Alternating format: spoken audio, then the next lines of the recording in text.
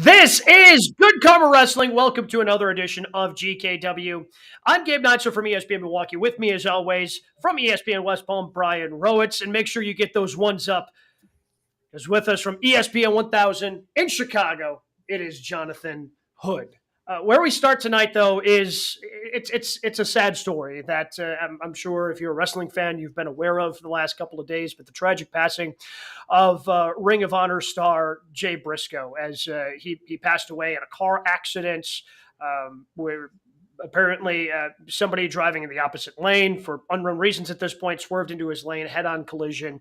He died, as did the driver of that other vehicle. His daughters were in the vehicle, but had their seatbelts on with him.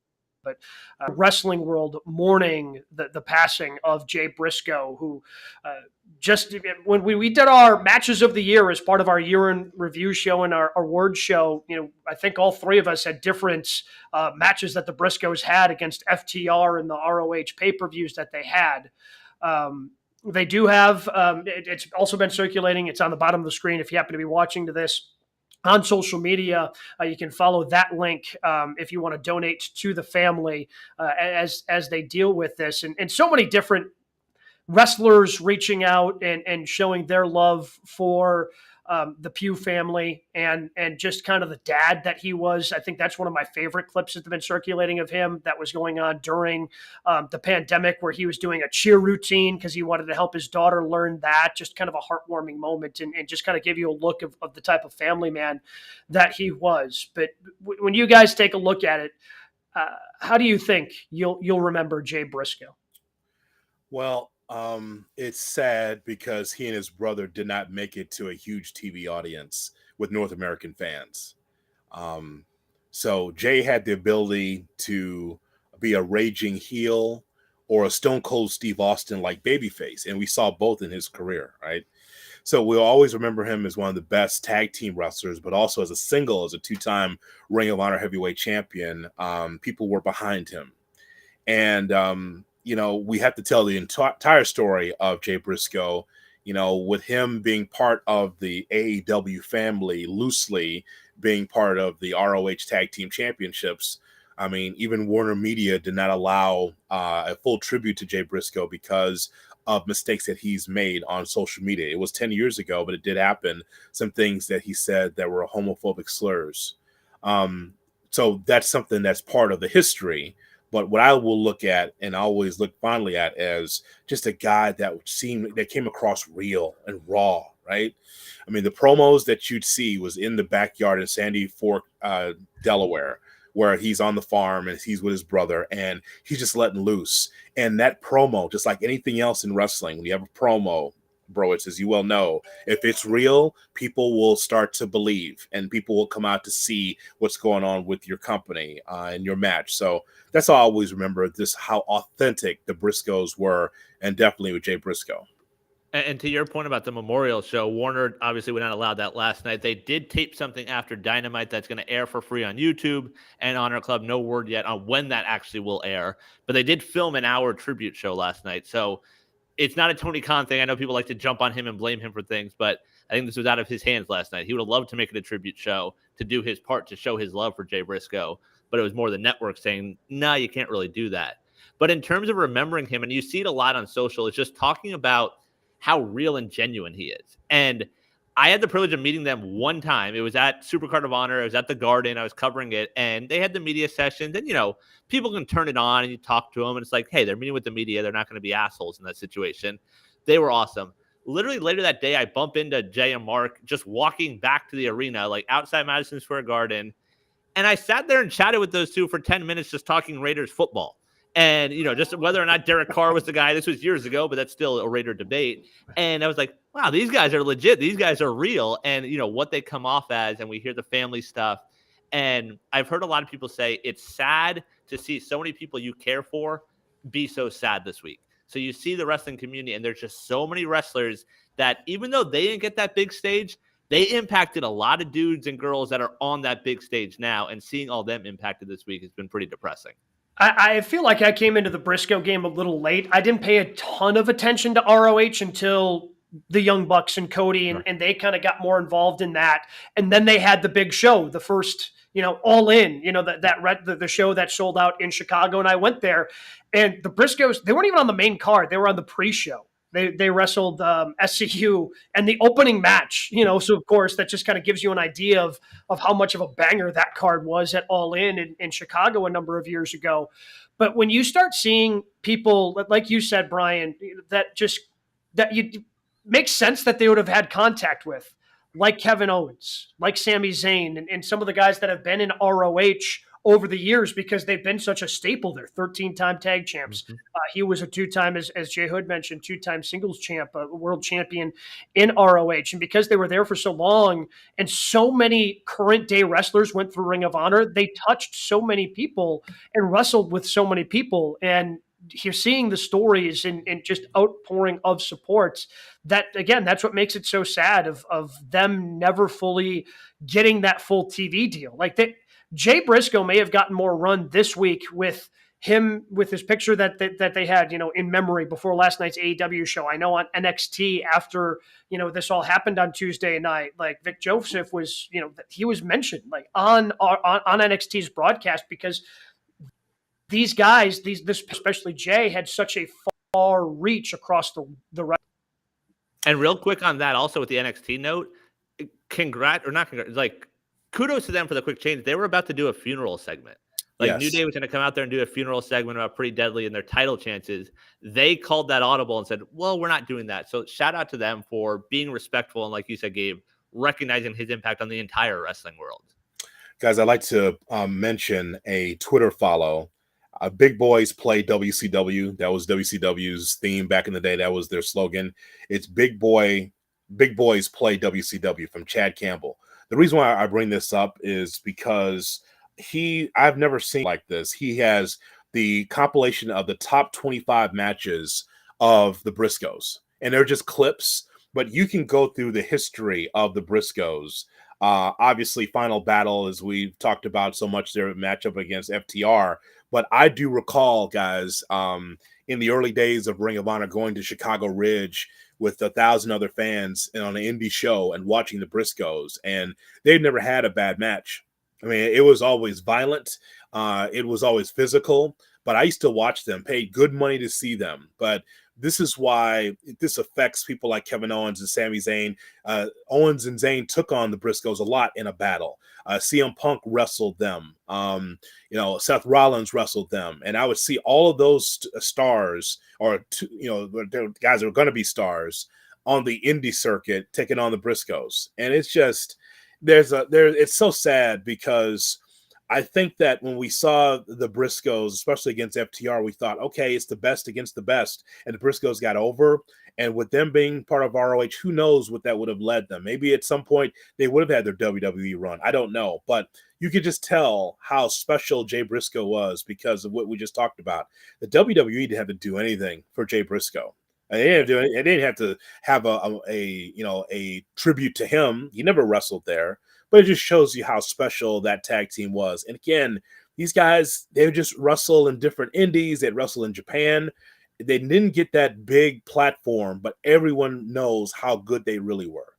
And you mentioned that thread. We retweeted it at GKW_wrestling. It's 50 matches against different opponents. Yes, so you go through and just see the amount of different people they worked with and wrestled against. And you hear a lot when someone passes away that, it sucks that they don't get their flowers until they pass away. I will say, Gabe, you mentioned it when we talked about Match of the Year just a few weeks ago.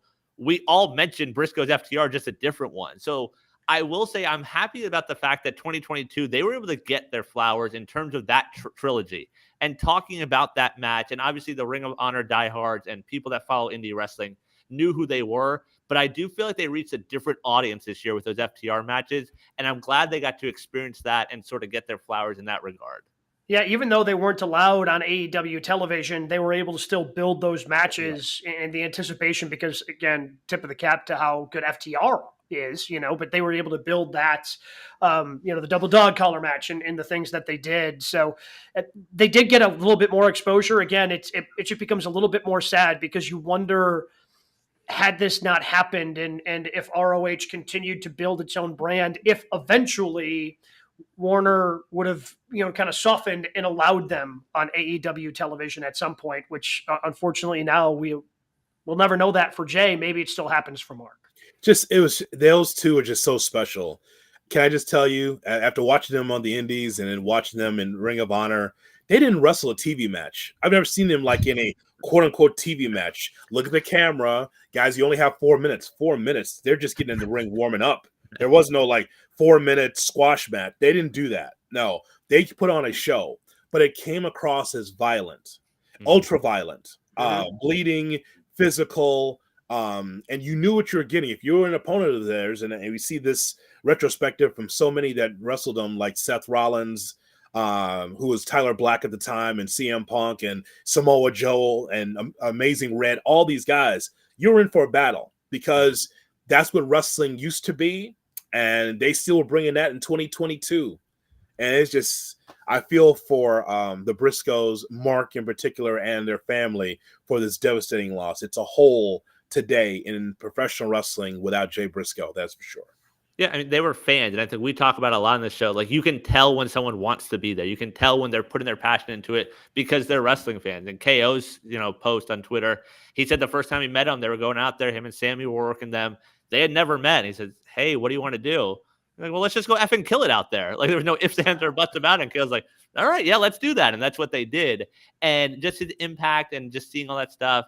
We look at the comments here. Andrew Schumann says, Jay was ROH's Undertaker, and I think that's an awesome comparison. He was in their first ever match, and then going up to this new ROH, he was a star, like being in that. So he saw so many different guys. He saw so many different versions of Ring of Honor, but he was out there just busting his tail and representing that company. Yeah, just go out of your way if you have a chance, wrestling fans, to check out the Briscoes, especially Jay. There was a match where the brothers fought, Jay versus Mark. And it was as physical as you'll ever find. It was like, I guess it's set up by the dad. The dad who's also tough. You think Jay and Mark are tough. The dad is crazy, right? Their dad. And it's like, you guys are always fighting one another. You guys are bickering back and forth. Why don't you just fight? Like, okay, we'll fight. And think about a Briscoe versus a Briscoe and what they do. And they fought each other. The old infinite wisdom of wrestling is, family doesn't fight. Brothers don't fight.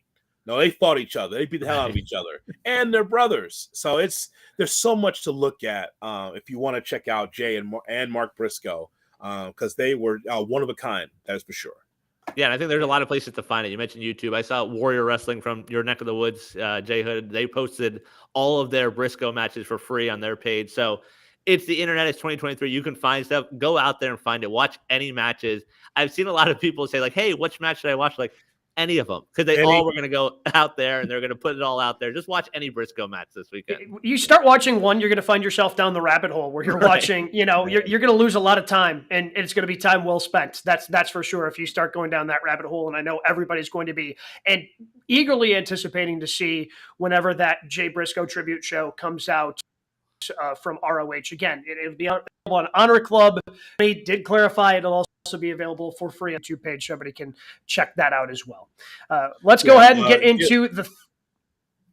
Yeah, I was just looking at is it givesendgo.com /PewLove to donate to the family. Yep. And that is approved by the family. I believe it's a family friend. Givesendgo.com /PewLove.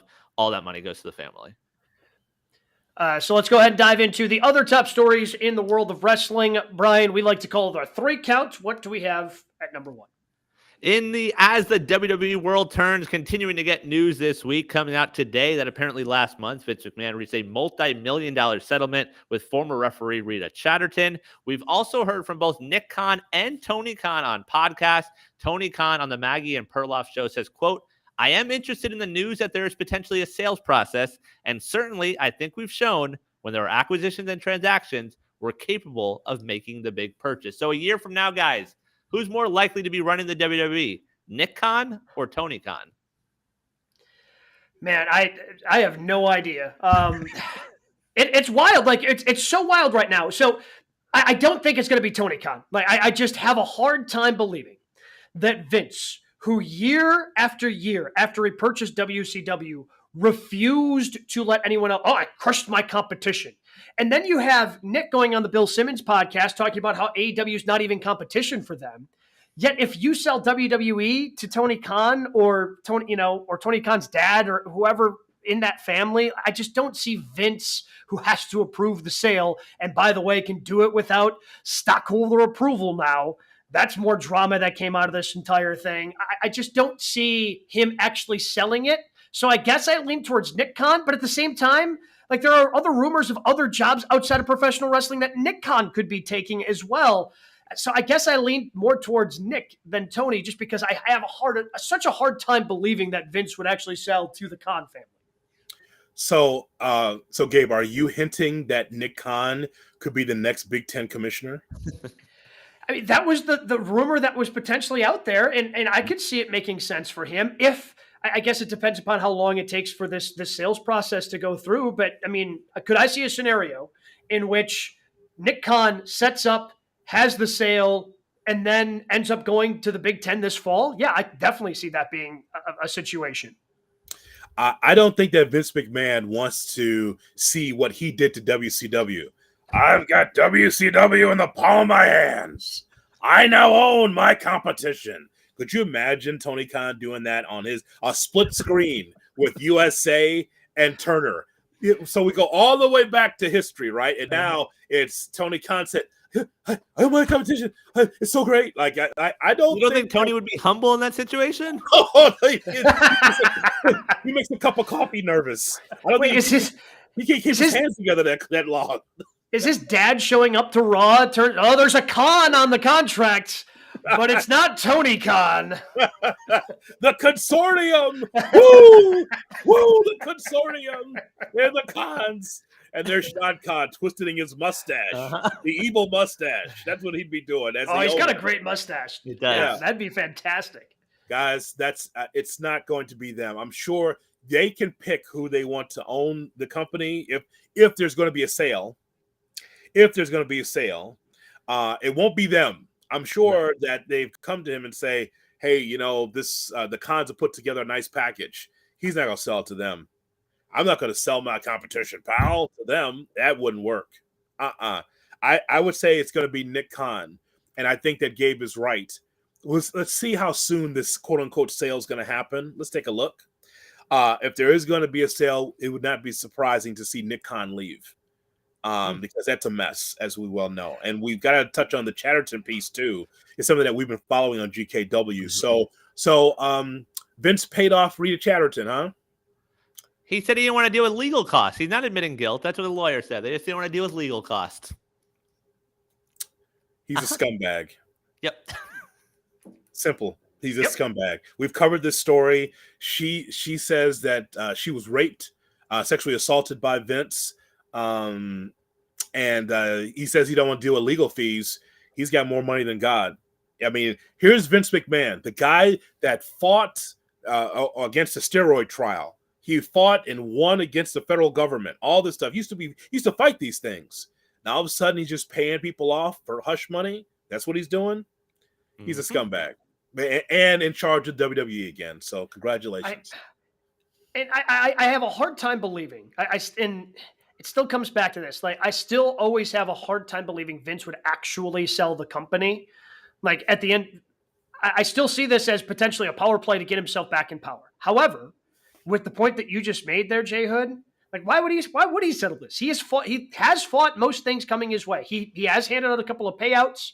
But to me, if he just decided to do the payoff there and make that lawsuit go away, one of the reasons you do that is to kind of clear all the decks in order for you to sell the company and then still be able to have some sort of leverage when you sell the company to say, but I'm still in charge, right? And if a company were to purchase it and be like, no, of course not. Look you've got this sexual assault allegation. You've got this sexual assault allegation. You have this one that's still waiting to go to court. But if he were to clear the debt, if he just pays all those to go away, in his mind, he still thinks, okay, I didn't admit guilt. Those things didn't actually happen. I paid them to go away. Now I can still be in charge, even if I sell the company. Yeah, I think that's the big thing. I do think a sale's going to happen. If you listen to Nick Khan with Bill Simmons, it's some pretty good stuff. They have a good relationship. Simmons does call him out when he sort of ducks some questions. But one of the interesting parts is we talk a lot about the media rights deal, which expires like mid-2024. The sale of the company is going to happen first because that's going to be a positive nugget for whoever buys it. So basically they say, hey, The company's yours. You get to work out a new media deal and all the profits that come of that. So I think that's why we might see a sale in the next few months, and then they can work out the new media rights deal. So I do think that's going to happen. I think Vince is never going to go away. Nick Khan sort of alluded to that. Like, everyone around the premises in WWE world, they weren't surprised by what happened over the last few weeks. They knew Vince was going to be coming back. They knew it was just sort of, hey, we'll go away for a few months and just sort of stay quiet. But this past month or so, these past couple weeks, none of it surprising anyone that actually works around Vince. No, nor should it be. Like, I don't think it was surprising to any of us, right? Like, we always thought that Vince could come back. I mean, Nick Khan flat out said, he's like, oh, anyone that knows Vince, you really think a tweet saying like, my time is now, or whatever he said, like, that was going to do it? And it's like, well, yes, a lot of people did sort of think that because he was saying he was retiring, but they were dismissive of that. Yeah.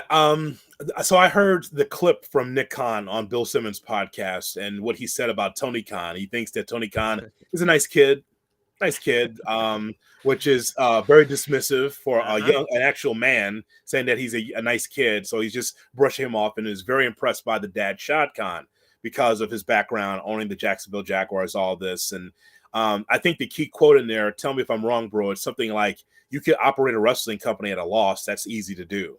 Yes. So Bill Simmons did clarify, saying, he's like, I haven't seen their books, but he did throw that out there sort of nonchalantly, and that is the headline that everyone's going to grab. He knows yes. They're operating at a loss.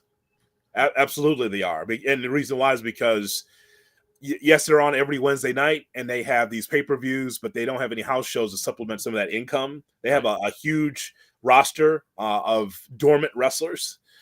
Some wrestle on the Dark Elevation and all that, and some very rarely on their Friday and Wednesday shows. So that's a shot at him. He's aware of some of the finances. You're not in WWE and not be aware, Gabe, of exactly what's happening financially with AEW. Well, it's just like anything else, right? Like, if you've been in that business long enough, you kind of get an idea of what.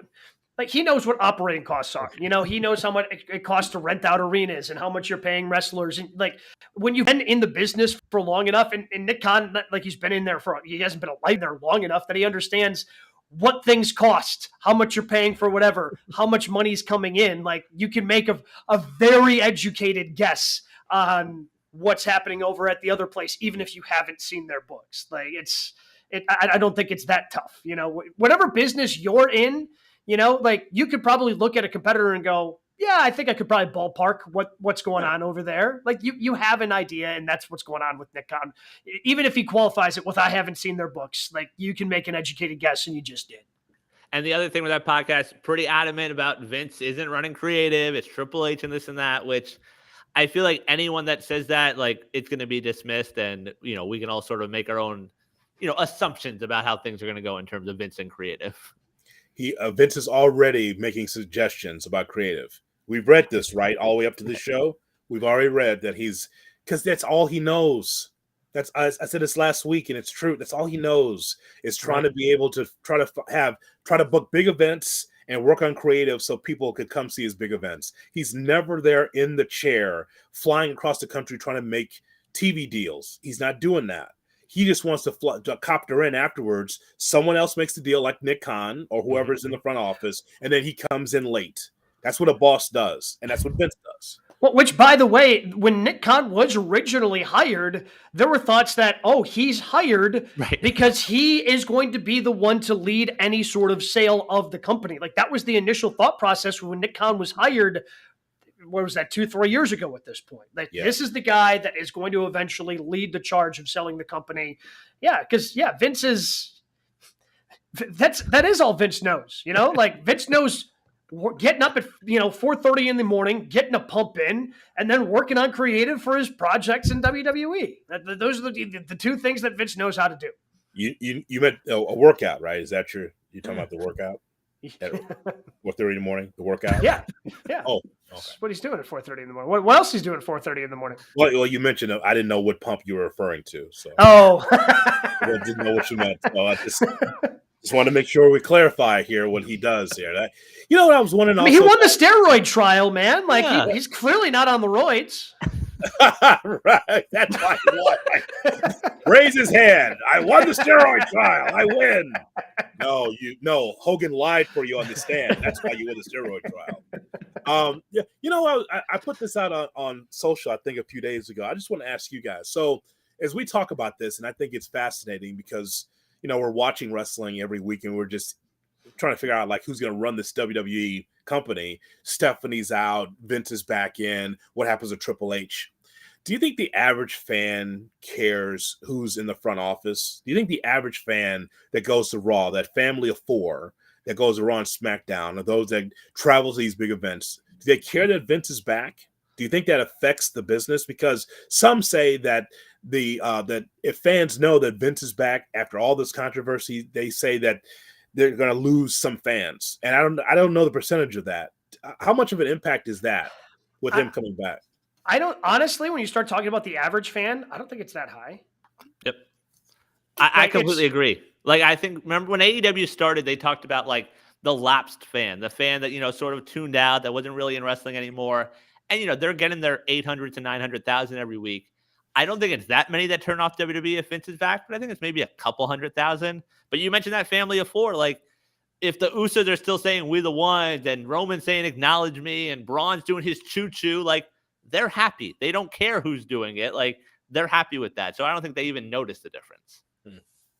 Yeah, I don't think it's that big of a difference. It's just like any other. It's one of those things that's easy to say, but think of all the other sports teams that have hired controversial figures on their teams. Yeah, a couple people within the fan base are going to be upset, but ultimately they care about the product that's out there. And if the product is out there, they're going to find a way to consume it. Now, if the product is bad because Vince is in charge of creative, that to me has more of an effect, because if the product is bad, with all the options we have in today's world, people are going to turn off Monday Night Raw and Friday Night SmackDown.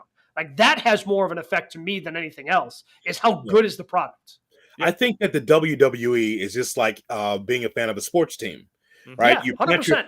You plant your flag in this, and I'm a WWE fan, and I'm with the team, and just like the wrestling, year after year, sometimes it's good, and sometimes it's the shits, but yet you say I'm still a WWE fan, right? And so I guess we can relate this to say Daniel Snyder, the owner of the Washington Commanders. There is a ton of controversy around him, but you can't tell Washington football fan like, yeah, I'm not going because Daniel Snyder is the owner. If they're a Washington football fan, they're going to continue to go or support the team no matter what's happening with ownership. So, because it's really about the players on the field, or in this case, the wrestlers in the ring. Yeah, and there is a part of that fan base that probably is turned off by Daniel Snyder and has sworn off the Commanders until he actually sells the team, but it's a small portion of the fan base. Right. And that's like, to that point, to compare it to football, like in your guys' backyards, like what percentage of fans showing up to watch the Packers and Bears on Sunday can tell you the GM's name? Or is it just like, oh, I wish the team, would sign this guy, and just throw out those hypotheticals? They care if the team's winning or losing. That's it. Is the team entertaining? Are they going out there doing it? They're not going to tell you like, oh no, I think they should do this with the 3rd round pick. Like, hey, they know Aaron Rodgers, they know Justin Fields. That's the extent of it. And I think it's the same thing with the bulk of the WWE fan base. Man, I can't even avoid Aaron Rodgers talk on a wrestling podcast. Like that's how much this Aaron Rodgers stuff is out of control. Like he's even just seeping into GKW. Just can't escape it. I don't know if he's coming back, Brian. I was just going for the cheap pop. Shout out ESPN Milwaukee, Madison, Chicago. That's all I was looking for. You don't get hot. Jeez. Oh, man. Let's get to number 2. I hope it's not Aaron Rodgers. It is not Aaron Rodgers, lady, but Monday night on Raw, the rumors were confirmed.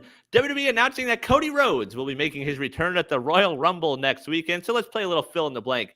The WWE announced the return of Cody before the Rumble because blank.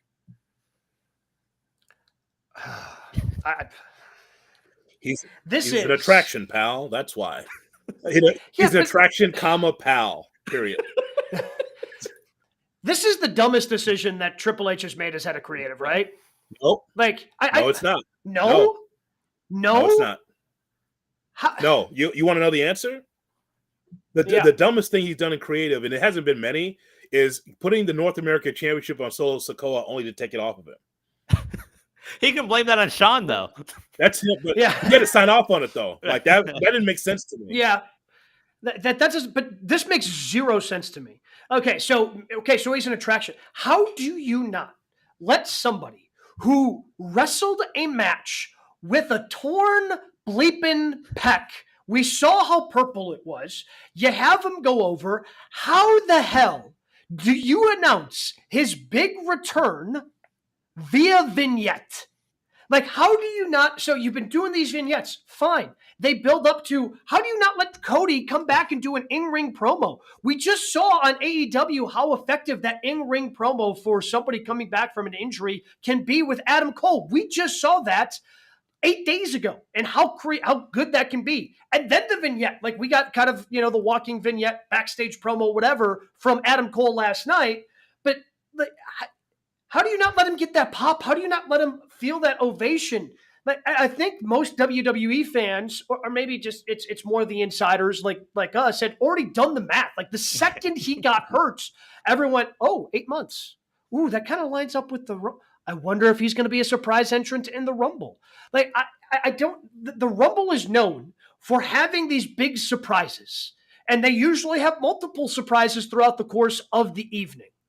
How this isn't a big surprise, or at the very least an in-person promo heading into on Monday Night Raw, is beyond me. Like, it just, and maybe because the crowd mics were down or whatever, but having the vignette, it just went over as well as a fart in church. Like, this should have been a big pop, a big proud moment for one of the few guys who has the opportunity to beat Roman Reigns. One of the few guys that we've talked about on this show is on the very short list of wanting to take at least one of the belts off of Roman. And this is the way you decide to announce his big return?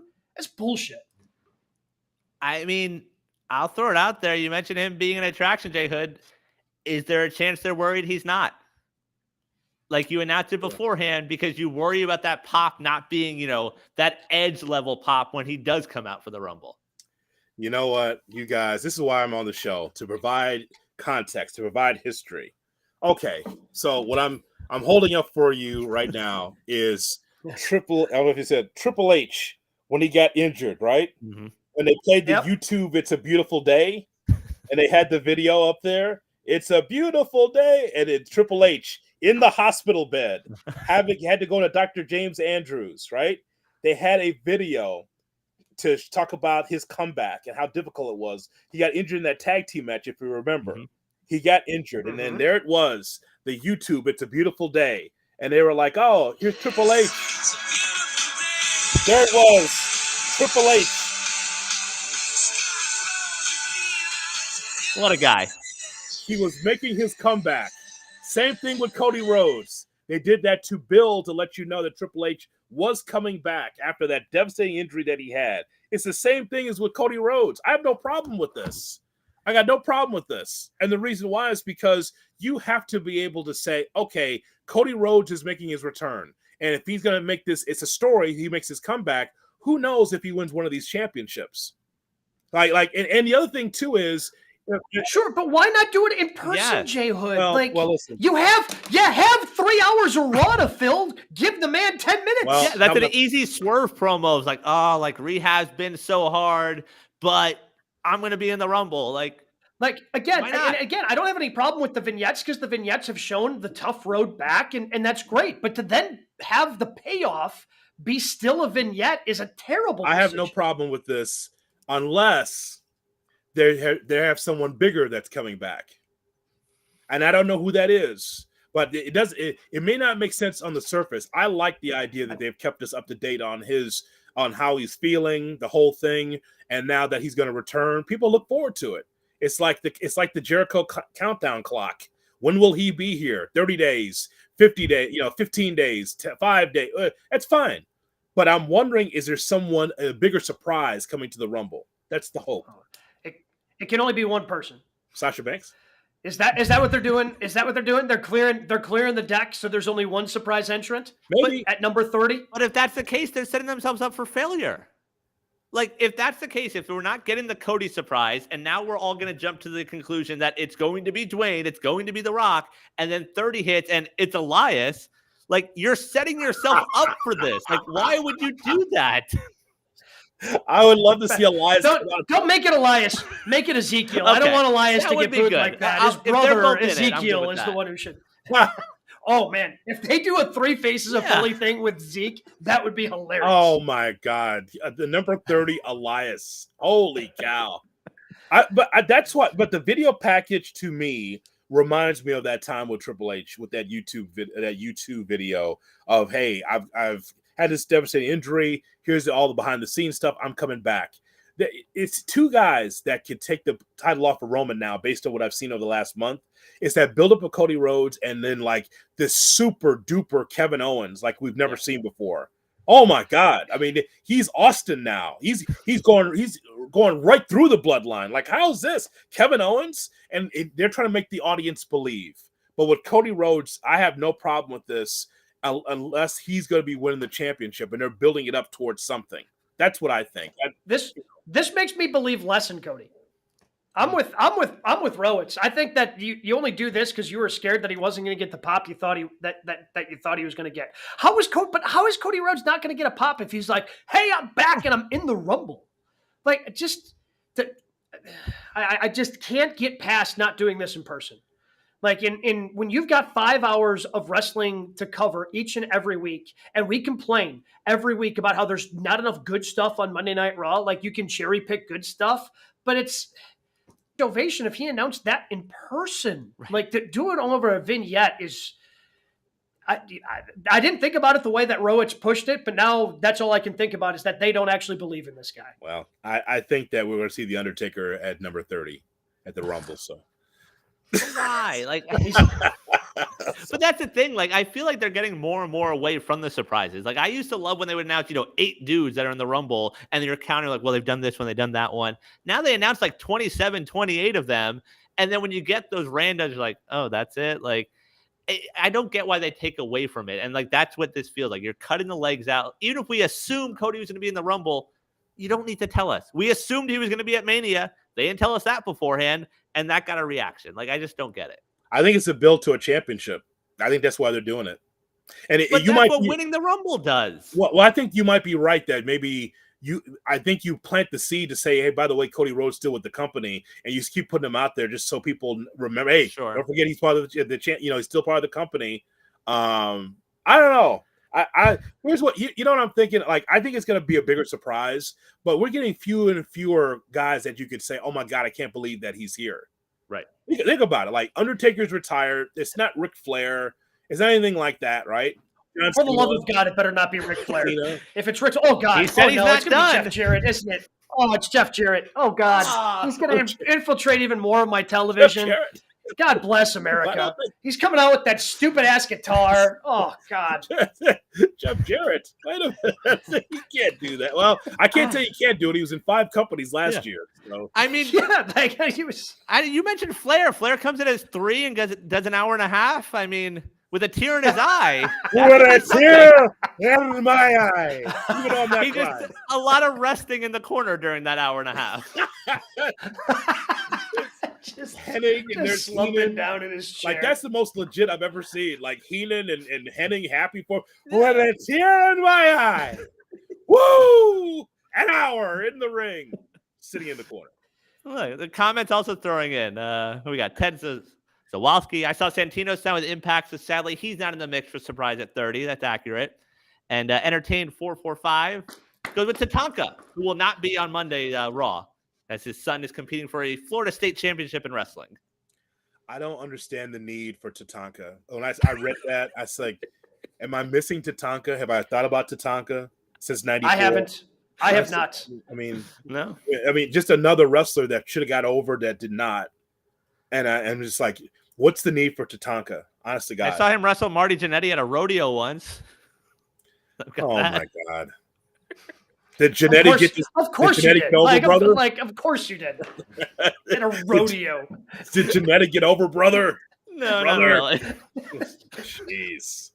I just, so I'm thinking, because we keep asking all the time on the show, who's going to get the title off of Roman? And it does seem crazy. All these contenders that Roman's taken on, and Cody comes in there strong. And again, it's the factor of Triple H. Triple H, you good with Cody, this AEW guy coming over winning your strap? You good with that? Is Vince good with that? Vince is good with it. Is Triple H good with it? Clearly Vince is good with it. To me, I got more questions about Triple H for not allowing him to have. So think about. I mean, I guess I think about, and because I do love the Rumble the way I do, like I think about Cena when Cena came back early. Like it's one of the biggest pops that I can think of in the Rumble recent history. Like when he comes back at Madison Square Garden because everybody thinks he's out, and all of a sudden you hear that Cena music hits, and those doors swing open, the place is up for grabs. Yes. Like yes. and I mean, Edge a couple years ago. But That was a moment. Guys, nobody makes you feel like that anymore. No.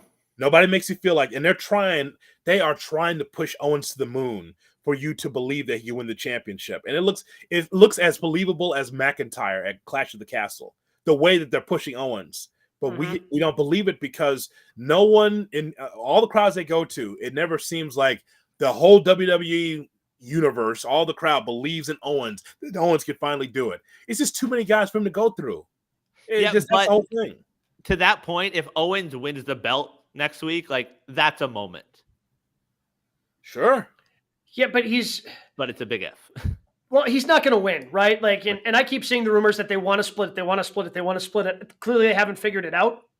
But if you'll notice what they're doing on Raw and SmackDown, they are setting up separate Raw tag team title matches and SmackDown tag team matches. So clearly, they're already working on a plan to separate those. It's not like they're saying, oh, this is just going to be for the WWE Championship or the Universal Championship for Kevin Owens. It's still the undisputed WWE Universal Heavyweight Championship that's going to be a match for.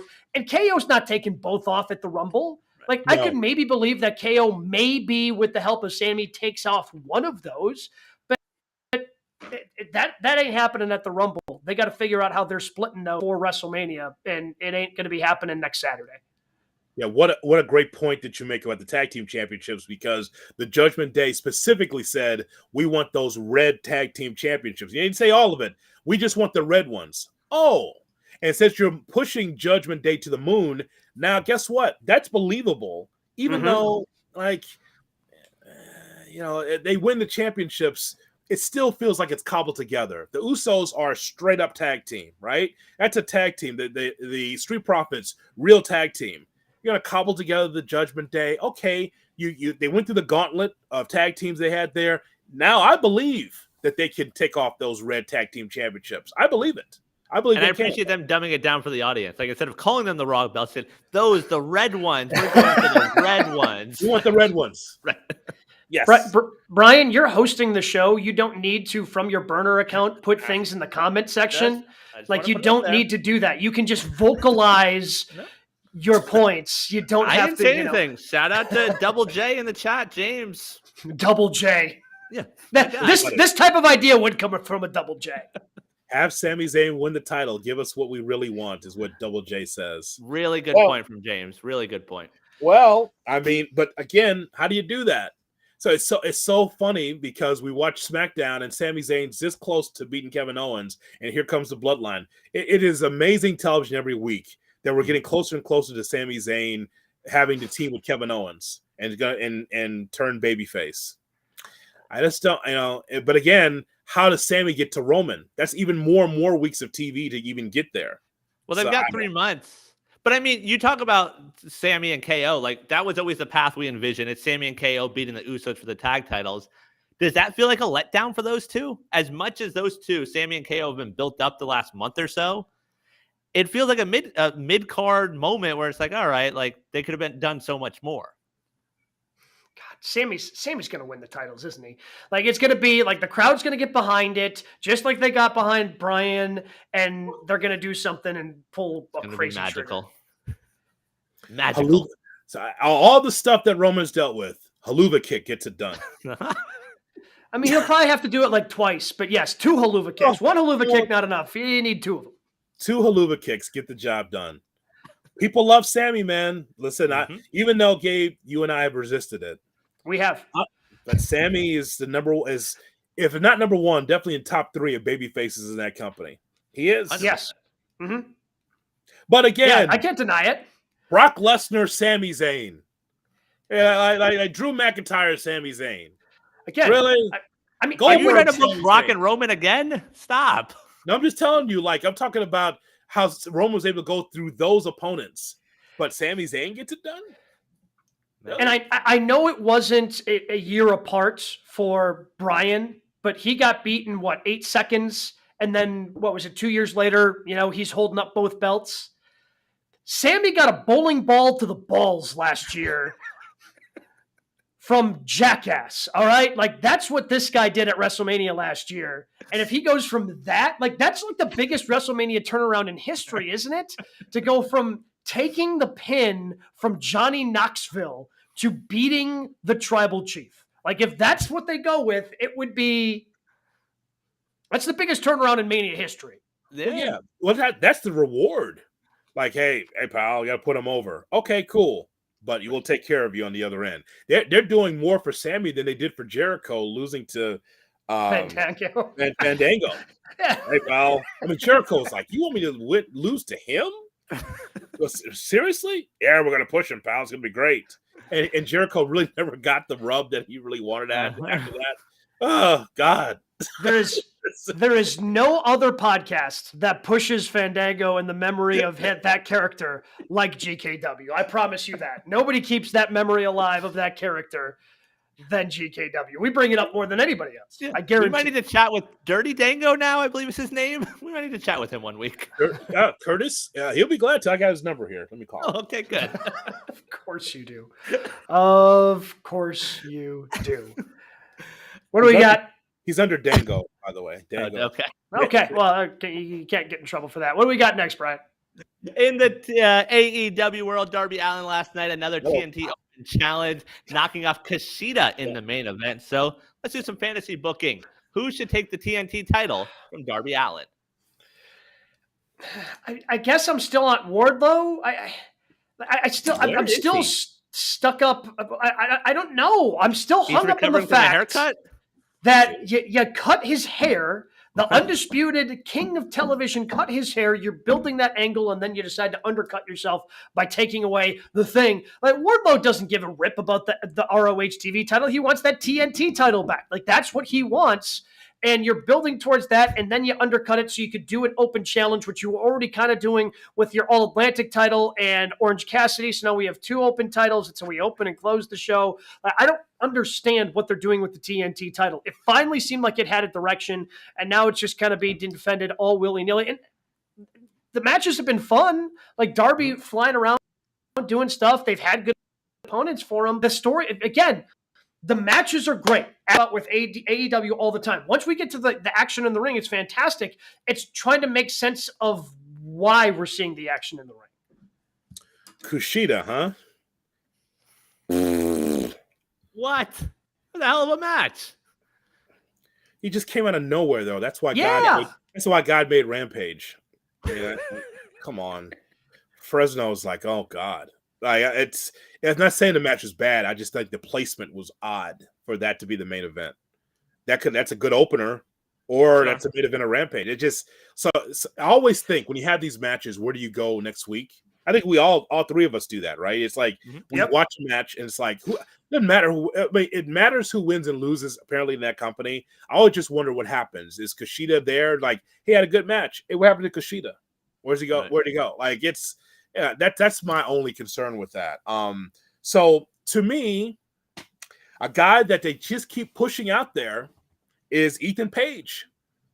Why can't Ethan Page win? But he's giving you bangers, though. He's giving you quality. When he's out there, he's giving you quality matches, and he is a heel and does not care what you think. Mm-hmm. And I think that Ethan Page deserves the opportunity. Or you keep giving Hobbs all this TV time. When is Hobbs going to be able to win this championship? Now, by the way, with Hobbs, let me just tell you, I like Hobbs. Hey, man, you don't need a prop. You don't need a book. Is it your memoir for real, or is it just something that you picked up from the library? The Book of Hobbs, you don't need a book to show me how tough you are. I see you on TV. I see how you're tough. There's no Book of Hobbs. You don't need some book that you found. He's a guy also, I think, could be able to beat Darby Allin. I'm not trying to take the title, by the way, off of Darby Allin. I'm just saying that Ethan Page, Hobbs in particular, and the mysterious Miro should also have an opportunity.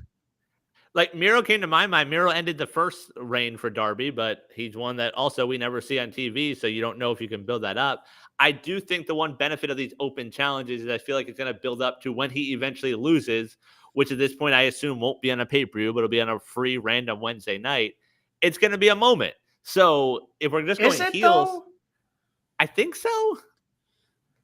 Like if it's just a random, like, to me, moments are they've paid something off for you as a wrestling fan for paying attention. And like, if it's just a random open challenge on a Wednesday night, that's not paying anything off for me. Well, I think you pay off the, like, hey, you never know what's going to happen on a Wednesday. Like, there's going to be these challenges. He can drop the title anytime. Like, it's the little things. Like, I've always said, I think we should see a match end in picture-in-picture. Because I fast forward through it, so you got to drive home like, hey, anything can happen. Like, it's not just rest holds. So that's sort of the payoff. We saw the Young Bucks. We saw the Young Bucks lose last night. That was a moment like, whoa, they lost. Yeah, so. and that was great. But no, you cannot end something in picture-in-picture. That is something. Again, let's go ahead and talk about all the things I do. I do a golf show on ESPN Milwaukee. That's something golf does. All right, like golf does stupid crap like that. Where they just like keep watching. That's your fault. Yeah, just fast forward.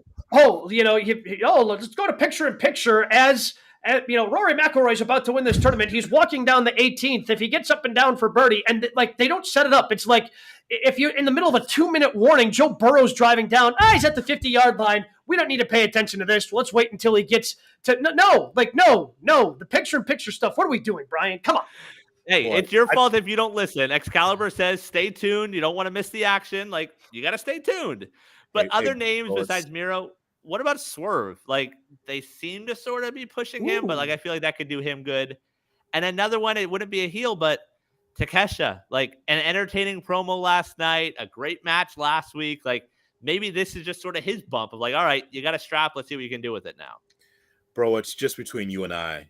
Gabe's a little stressed. A little bit. He's been working a lot. I can tell. Yeah. The high school basketball, the ESPN radio, the morning show on ESPN Milwaukee, the golf show, the wrestling show. He's a little bit high strung. He's coming in here. He's hot taking like Stephen A. hot taking Rihanna versus Beyonce. Oh shit! I mean, he's a little heated today. I think you're a little overworked. I'll be honest. Also, I'm good. I'm good. No, Gabe, this is the chill spot. The wrestling show. This is supposed to be where you put your feet up and laugh and scratch your belly. This is what this show is. Well, I think the other thing you have to consider is they're messing with his Rumble. Like, we're talking about Tatanka as surprise number 30. Like, that might be pushing his buttons a little bit as well. I think Brian hit the nail on the head because last year's Rumble was so bad.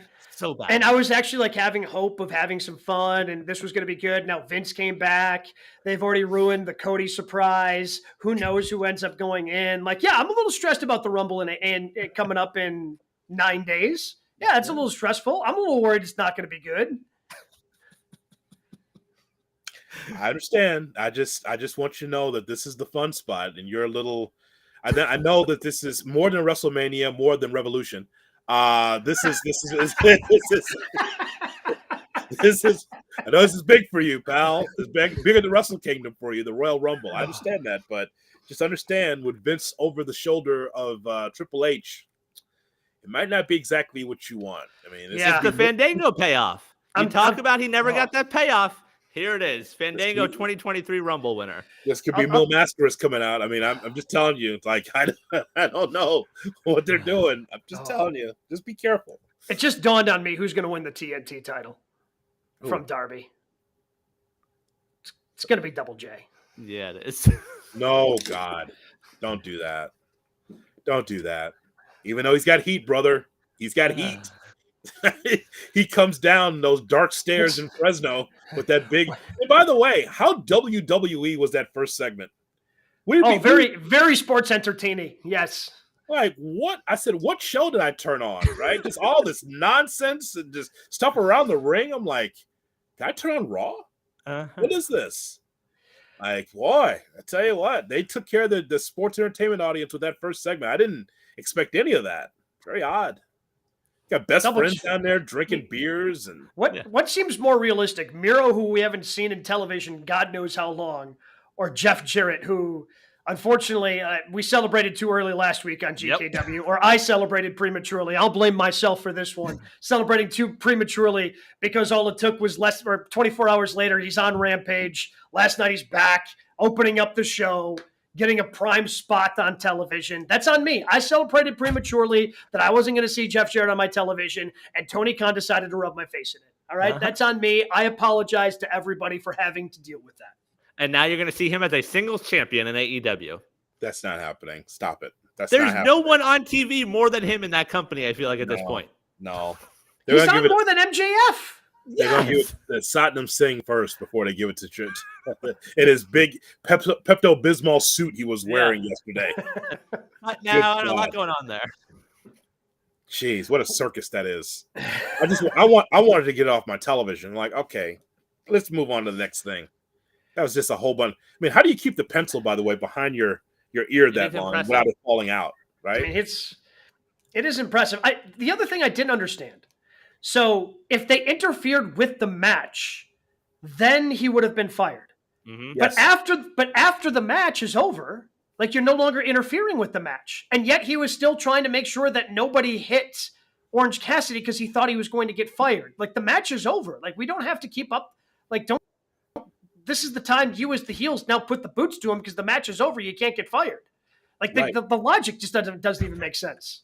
That's why that was sports entertainment in that first segment. I'm glad the rest of it was pro wrestling, but that first one, it's like, that's not what Fresno got to the arena at 4:30 for.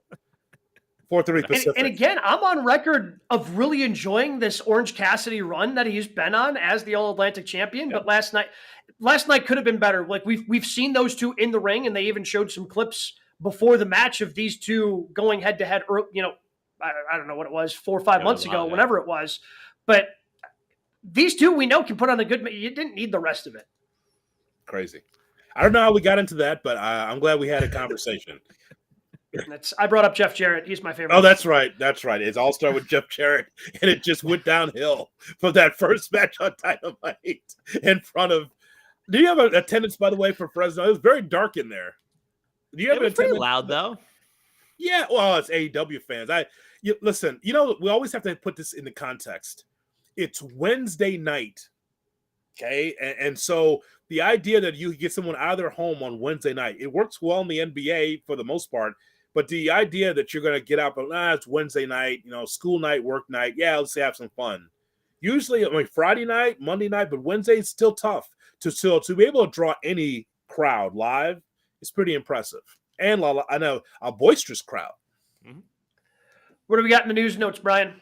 All right. On Access TV, New Japan last Thursday, which apparently airs Thursday nights after Impact, 10 o'clock Eastern. They aired the Kenny versus Ospreay match from Wrestle Kingdom, drew 81,000 viewers. It is the first time that New Japan has exceeded Impact in total viewers and the 18 to 49 demo on the same night. Impact, which airs at 8 p.m. on Access. Jay Hood, you have a response for your favorite wrestling company? Boy, that's the drizzling shits. Holy cow. Did you say 81,000? Was the New Japan number, yes. What was? And you said that superseded the Impact number? Uh-huh, yeah. What was the Impact number? 78. That was the go home for the pay-per-view, right? Yes, it was. Yep. Uh-huh. That's Lambeau Field. Oh my God. Lambeau Field's about 78,000. My God, that company. It is that company is grandma that's in hospice and just won't die. That's what she's still there. She's still, for months, for years, she's just sitting there. Now it's a hotel for her. She won't go. That's Impact Wrestling. I will say, to defend Impact as someone that watched Hard to Kill this past weekend. Oh, that's right. Not a terrible show. I'm not going to be watching tonight, but not a terrible Impact show on Fight TV. So they have that going for them. Well, let's have a review here, pal. We're an hour in. What was the best match you saw on Hard to Kill? So Bully Ray's a great heel. That was a lot of fun. Jonathan Gresham, when he's not pouting, very good in the ring. Him versus Eddie Edwards, really good match. You're terrible to say that. He wasn't losing to Claudio that night. It wasn't the boo-boo face. That's one of the best calls I've ever had on this show. He had no robe, no flag. I go, guys, he's going to lose the championship. He's got boo-boo face. It's a Scott Hallism, by the way, boo-boo face. That was his phrase. Those were really good. Mickie James, Jordan Grace in the main event. I enjoyed that one. Some of the negatives, I like the TV production aspect. I've talked about NWA having their announcers in the dark. One of the Impact 2 shots involved some random fan's head. The back of his head was blocking the announcers. So you got to sort of move out of the way there. The camera guy, give him a shove or something. You can't allow that. And Santino Marella, now a part of Impact as their director of authority. Big moment there. Did he hit anybody with the Cobra?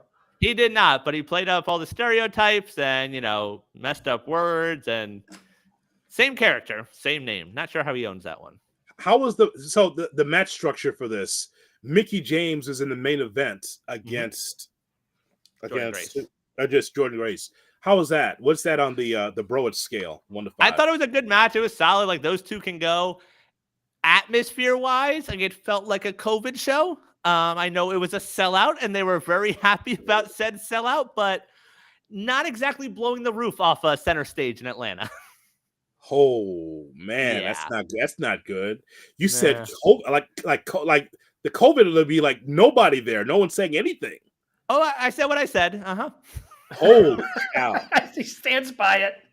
Jeez. So what you're saying there was a larger pop when Matt Hardy showed up in AEW during the COVID era, Yes. with nobody at Daly's place. Yep. than there And the were at the drone. Impact Yep. show. 100%.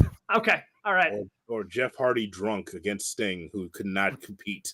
That kind of atmosphere, right? That kind of atmosphere. Oh boy. Well, I was surprised at the match placement of the heavyweight championship, because I thought my prediction was that Mickie James would retire. I'm like, what else she has to prove? Right. Now she's a champion. Problem with Impact Wrestling, and we don't have enough time to go through all of it, but but these ECW like retro acts, you are pushing young talent. I think that's cool, but at the same time, like nothing against Mickie James, but this is Jordan Grace's time, right? And it's Kiera Hogan and that era of women's wrestling. That's what should be going on there, but because of how it's run, it's like, oh, let's put some faces on here from ECW that didn't necessarily have a national stage all the time. Well, that's why, like that world title match, like Bully Ray, Bubba Dudley, whatever you want to call him, he's, I think, one of the top heels in pro wrestling. Like he still, is going at it with the fans and stuff and going after Josh Alexander's wife. That would have been an awesome way to end the show. Like Mickie still gets that moment, but to push your young talent, to let Josh Alexander get that win and, figure out a way to beat the mischievous heel, like that would have been a good way to showcase your guys, but that opened the show. So it's easily forgotten. Devon Dudley left the WWE. You see that note? Yeah, that was out there today. So he left the company, and I think what happened was Vince said, Devon, goddamn pal, where's Bubba? He doesn't work here. He doesn't? What are you doing here? Fired! So, I can see that. That's how that worked. Yeah. Also, another note, Impact signing, Frankie Kazarian showed up on Saturday. He is signed with Impact, announced at Hard to Kill. He did give up the final 2 years of his AEW deal. I mean, he wasn't really getting much, really, ever since SCU broke up. I mean, he kind of did a thing where he was trying to be an elite, was the elite hunter where he was trying to, and that kind of fell flat on his face. So he wasn't really being used, and I can't blame him for giving something else a try. It's the equivalent of me leaving Good Karma and working for a classical music station. It's fair.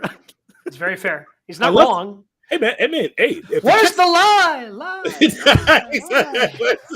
Hello. Bobfish, where are you, pal? Good God almighty. Hey, guys. Listen, it's like anything else in our business, right? In entertainment.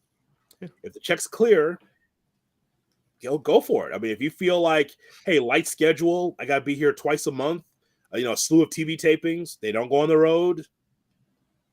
If he's getting paid, go ahead and do it. I guess in AEW, you can get lost in the sauce, or you can be an agent, and that's not such a bad thing. That company still needs help in the back, for what I'm told. So go for it. If the checks are clear with Impact, work there. Sure. But with that quickly, yes, they need help, but only if Tony's willing to accept the help. Because in an interview that William Regal gave, he kind of hinted at the fact that he thought he was going to have a backstage role that never really materialized. And that ended up kind of being an issue. He ended up being more of an on-screen talent. He didn't want to be an on-screen talent. He wanted to be more about the BCC and those guys, and just kind of, he ended up being obviously a big part of the storyline. He's the reason that MJF is champ right now, and he thought he'd have more of a behind-the-scenes role that never materialized. So Tony's got to want the help. He's got to accept the help in order to get help from guys like him, like Frankie Kazarian. I'm going to try not to betray a trust here. I'm going to try. So I'll say it this way. It's good for the talent to come up to the agents and ask for help, because it's not like, it's always leaks out on social media, like, who is the agent for this match on Raw? Who is the agent for this match on SmackDown? I see it all the time. I don't think that AEW's structure is like that. It's not like we can look at a women's match and say, oh, that was produced by Arn Anderson, or this match was produced by Dean Malenko. Like, don't think it's quite like that. And you're right, Gabe. The agents in the back, I'm sure, would like to do more for the company. Yeah, I think you've heard people say that on public, like on the record, saying like, hey, like, yeah, that, either A, they don't listen, or B, they're not really coming to us. So that is interesting. Fightful reporting, WWE will not continue to air indie wrestling on the network on Peacock. Quick trivia question, guys. Do you know what indie wrestling was airing on the WWE network? Progress, right? Progress, yes. There were three companies, apparently. Evolve, nope. Yes. Oh, wait. So they did that, but they didn't have their weekly stuff. Apparently, Progress, there was weekly stuff. There are three companies, they were running weekly shows on the network. Okay, so I got one. Progress. You got one. Is there something overseas? Both of the others are from overseas, just like Progress, yeah. So something from the UK? Yep. Not NXT UK. But no, they got rid of that. Okay. So something from, like, I would say, like Britain. Something like that, right? So it is ICW from the UK, and then they also were airing WXW from Germany. Germany. Okay, got it. I think Gunther was there, goddammit. Yeah, I think he was there for that as well. So why did they do that? Why would they take the Indian? That's a Triple H idea, I'm sure. I mean, my guess is the fact they're stopping means no one's watching, which you hear a lot of, even like some of the old stuff. Like, people aren't watching the old stuff on the network, and they're getting rid of some of those things as well. It's not hurting. I can't fight it. I can't. Forget it. I'm not gonna can't fight City Hall. What are you going to do? Yeah, I can't. Like, I like to go back and refer to that stuff, right? Mm-hmm. And also, if you don't promote what you have, then you get what you get. So correct. Like, I love watching random wrestling. I had no idea that was there. Yeah, I picked it up on Daily Motion. I didn't even know it was on the WWE Network. There you go. And finally, Raw 30 Monday night from Philly. Legends already announced for the show include the Nature Boy Ric Flair, Kurt Angle, Shawn Michaels, Ron Simmons, the Road Dogg, X-Pac, Teddy Long, Jerry Lawler, the Bellas, and the Undertaker. That's it. That's what they've announced so far. Okay. Do we get, so if you're going to build anything for the Rumble and or Mania, they're doing the whole, all the, part of the Samoan dynasty show up to, acknowledge the tribal chief. Does Dwayne show up? Yes, a video. Okay. Yes, a video. Yes. Because I think even if let's say you wanted to do something at Mania with him, like, you could start planting the seeds, even if he can't be at the Rumble in, the following Saturday. I think you can start planting seeds. If Dwayne can't do Rumble and Mania, you can figure out a way to kind of start planting seeds with him deciding not to acknowledge the tribal chief. Here's the bigger question. Vince come out Monday? Yes. Yep. Oh my God. I paid off Rita Chatterton. I'm back. It's the 30th anniversary of his baby. Right? It'd be more shocking if he didn't. Right. Because that's not Vince coming out. That's Mr. McMahon. That's totally different. Shane not there? How about Shane? No, I think Shane shamed the family enough with last year's Royal Rumble that he ain't coming back. Stephanie? Shane can announce his entry into the Rumble on Monday. If It's he the does go that, home show. I swear to God, I won't show up next Thursday if that happens. Stephanie, she be out there? She gonna roll with Stephanie out there? I'm going to say no. I think she's kind of separating herself from the company. And she has the bad wheel too. I forgot she just had Yeah. surgery. Yeah. So she can't go. Okay, so 30 years of Raw, and this is the list they came up with. I know it's 3 hours, but that's all you And got. a lot of these people we see all the time. Like, I feel like Angle's on TV every other month. We just saw all the DX guys. Yeah, I was about to say, we literally just did the DX thing. We literally just did Kurt Angle. Right. Twice. Remember, he did the Raw and the SmackDown thing. Mark Henry roll out there. I'm just going through. Mark Henry can't. Mark Yeah, Henry's. he works somewhere else. It's trade time for the main event. Yep, and that's about it for Mark. By the way, Huh? that's about it. And Ron Simmons gets to say "damn," so you'll have that. Yeah, That's you'll have him backstage saying "damn." Uh-huh. I was gonna say something, but it's ridiculous, so I'm just gonna let it go. I was gonna say, please don't be corny, but that's all they That's it. are. Oh, that's all you can do at this point with these guys. Don't be corny, but it's going to be corny, and someone's going to get beat down. Some of the legends are going to beat down, like Shush, that guy. They'll beat him. Oh down, yeah, 100%. like they did Yeah, the last Chad anniversary Gable's- show, like they Yeah. did to FTR. They embarrassed them. That like it was DX that embarrassed the revival at that Mm-hmm. time. So it'll be something stupid like that. Yep. All right, we've reached that point in the show. What was your favorite match of the past week? I think AEW gave us a lot of options. And I think even on Rampage, like I love the women's street fight. Ruby was bloody out there. Like that was a fun match. And it's weird, but I think the women's division is turning a corner in AEW. So I'll say this about that women's match because it was fun and it was brutal and it was bloody. They have to be thanking whatever God they pray to that Jon Moxley is on break right now because Moxie's that much blood. Who knows what he would have wanted to try to pull off Wednesday night on Dynamite. You know what? It's a topic we should talk about just very briefly because I know you guys saw it like I saw it.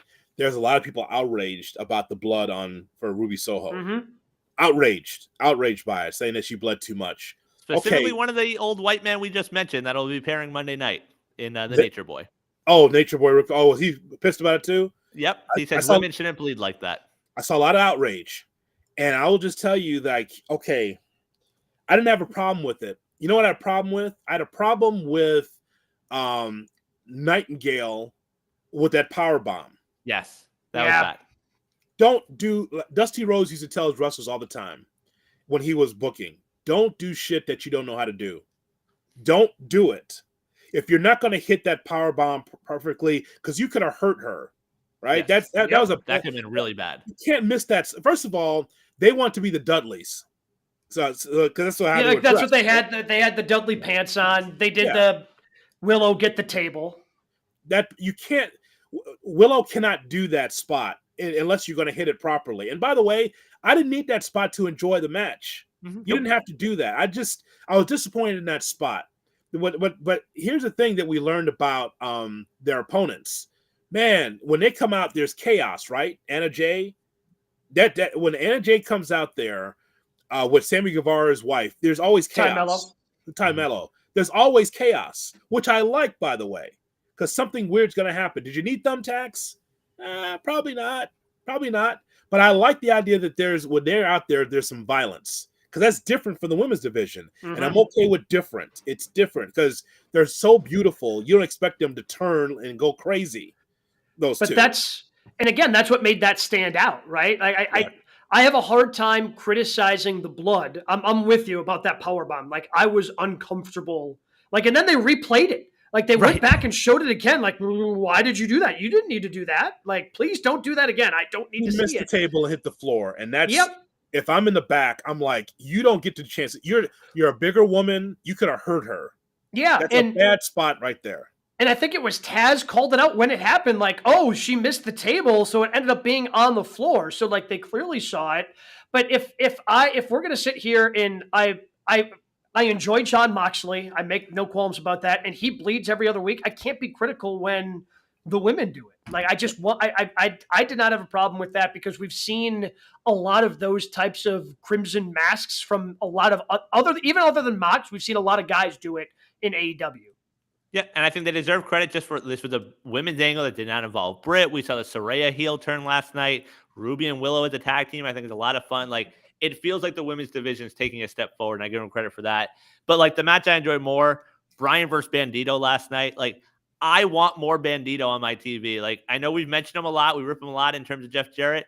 Tony Khan, every time you want to put Jarrett on TV, give me Bandito instead. And I will be okay with that. Like, he can go. And the way the crowd was behind him, this Bryan thing's a lot of fun. Brian Cage next week, it'll probably still be a good match. It probably won't be this level. But yeah, it's not going to be like the last two. No. It's like it was a little disappointing that was what they went to was Brian Cage. But hey, I mean, core strength, Bryan Danielson, good job. His veggies definitely paying off, and it showed last night. So I agree in terms of Danielson Bandito. That was fantastic. I also, Friday night on SmackDown, I did enjoy KO versus Sammy. Again, the end, it was a little unsatisfying not to get the finish, but it made sense within the greater Bloodline storyline. So that was certainly what I enjoyed. And the tag match last night with the Young Bucks and Top Flight. Like, they've been pushing. It seems like they've wanted to push Top Flight for a while, and then you have an injury, whatever, gets sidelined. So for them to get that win over the Young Bucks might hopefully jumpstart them and get them rolling once again. Yeah, I agree with both of you as far as match of the week. Danielson and it's so funny. If you notice very closely, the Takeshita match and the Bandito match, Danielson is getting booed. Yeah. Does the crowd, do they know that he has to win these matches to get to MJF? Because they're rooting against him. Are you hearing I these feel like booze? he's going to accidentally book himself to lose one of these matches, and they're going to have to figure out a way to still get to Revolution. Okay. Does the crowd understand? Like, Danielson has to win to get this match, right? But because Bandito and Takeshita work so hard, they're just like, man, switch this up. Let those guys win. But I think that was a fantastic match. It's Bandito, so I can't be surprised. You know what I also like, guys? This will surprise you. I like the opener for SmackDown. I think Gunther against Strowman was good. For Strowman to lose clean? Yeah. Clean? Like, oh, man. Like, because I know the company loves Strowman, babyface, to choo-choo, all that stuff. But I thought there was a really good physical match between two big guys, and they keep pushing Gunther, which is great, and making the IC title matter. I mean, you knew he was going to lose, though, because it was in Green Bay. They really were pushing. I mean, again, the boots were awesome. I wish I'd have seen this before last Thursday's show. We could talk about it. But here in Milwaukee, we had a Christmas Day parade tragedy in 2021.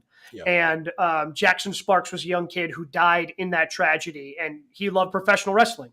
And Braun Strowman was his favorite wrestler. And Braun has ties to the state of Wisconsin. Shout out to Dodge County.